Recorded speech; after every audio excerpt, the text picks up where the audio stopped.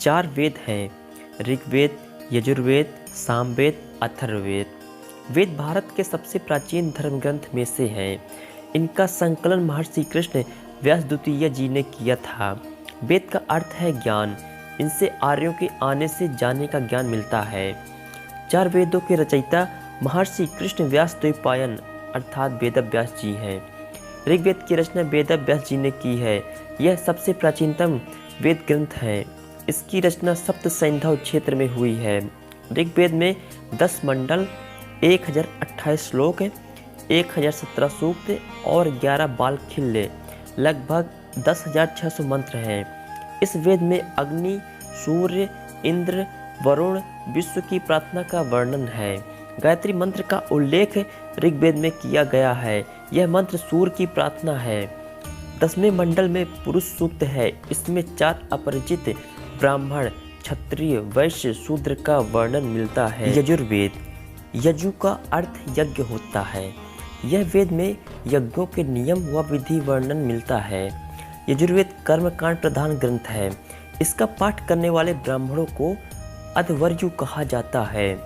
यजुर्वेद के 2 भाग हैं, कृष्ण यजुर्वेद अर्थात गद्य और शुक्ल यजुर्वेद अर्थात पद्य। यजुर्वेद ऐसा वेद है जिसे गद्य और पद्य दोनों में लिखा गया है। सामवेद, साम का अर्थ होता है गीत। इसके ऋचाओं को सामयोति कहते हैं।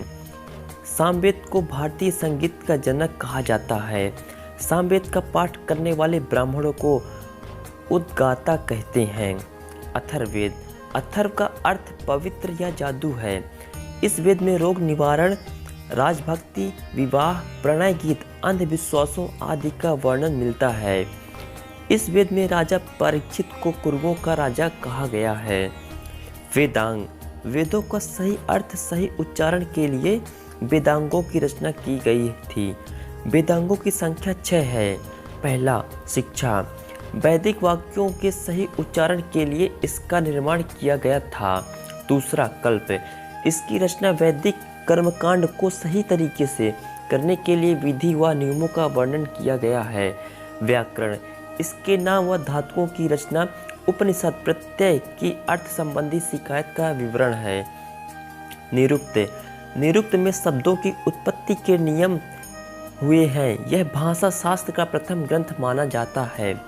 छंद, इसमें वैदिक साहित्य के गायत्री, त्रिष्टुप, जगति बृहत का प्रयोग किया जाता है। छठवां, ज्योतिष।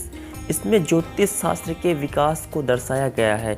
इसके प्राचीनतम अंश लगध मुनि थे।